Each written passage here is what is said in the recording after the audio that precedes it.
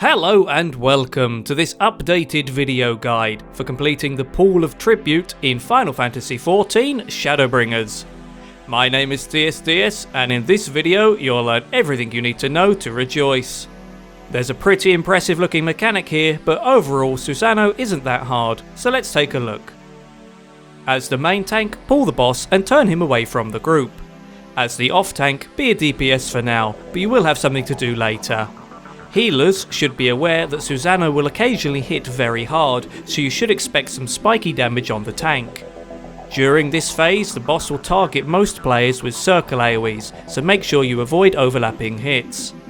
Also, a dark cloud will spawn now and then, which targets a random player with a line AoE. The dark cloud can't be killed and will vanish after the attack. It does appear in the enemy list though, so keep an eye on that to know when to expect it. At the start of the fight you'll see one dark cloud, but as the fight progresses, 2 and sometimes 3 will spawn. They all target the same player, but later in the fight they'll do up to 3 successive line AoEs, which always seem to target the same player, so get moving. Now, the bread and butter of this fight involves the sea parting for We Alone. Susano will target a random non-tank with this red icon and punt them back a good distance. He'll then immediately follow this up with a room-wide AoE where the only safe spot is a thin line created between his and the targeted player's position. This means you'll generally all want to stay close together in this fight, but just remember those overlapping circle AoEs. Now, the targeted player will also get a stack-up marker on them after being punted back, but it's a little bit random. Sometimes the stack-up won't come until after the room-wide AoE goes off, and sometimes it'll come basically at the same time. Ultimately, just stay together, and when someone gets punted back, get ready to group up on them as they run back into melee range. At 50%, the spectacle begins. Susano will move to the centre of the room and melt into a puddle. He'll then re-emerge like 100 times bigger at the side of the map, with a sword big enough for any protagonist. Before he brings this down, a blade's shadow, crystal-looking thing will appear on the ground. The main tank will usually interact with this. Doing so puts you in an active time maneuver as Susano slams his sword down and you try not to die. If you're the one doing this, all you need to do is spam left click this little circle in the middle of the screen. It does look pretty damn cool, but it's very easy.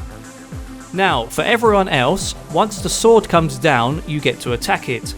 Basically, you need to break this thing before the tank goes splat.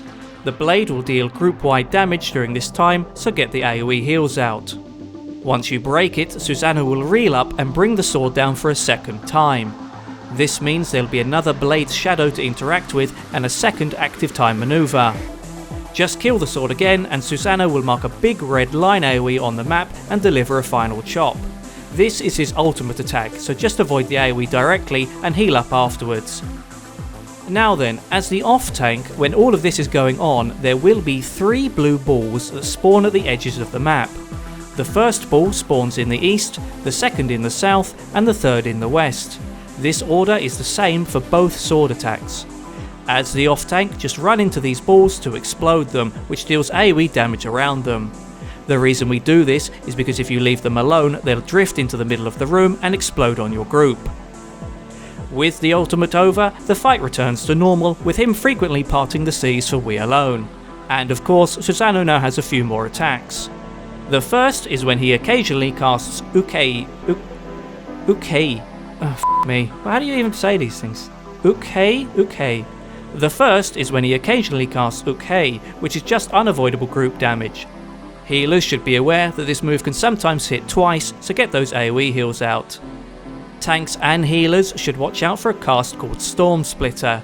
This is a tank buster that deals pretty high damage, so you'll want to pop mitigation cooldowns to alleviate these. The last move to mention here is when Susano traps a single person in a stone marked by a large orange arrow graphic. He'll also create 2 identical empty stone copies. This is literally just a shell game as he will swap the positions of 2 of these stones 2 times. Just focus on the stone with the player inside and watch to see if it swaps positions. When he's done moving them, you can attack. You'll need to destroy the stone containing the player before the attack ends, instantly killing the trapped player.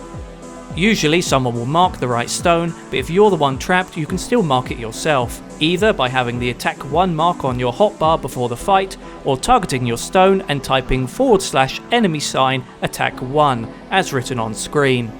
At this point you've seen everything, so keep stacking up after the punts, avoid the circle AoEs, watch out for the dark cloud AoEs, and pay attention to the stone with the trapped player.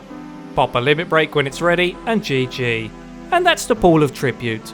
If you've enjoyed the guide, then let me know, and if there are any other guides or perspectives you'd like to see, then check out my channel or feel free to ask me to create one. Thank you for watching, and good luck.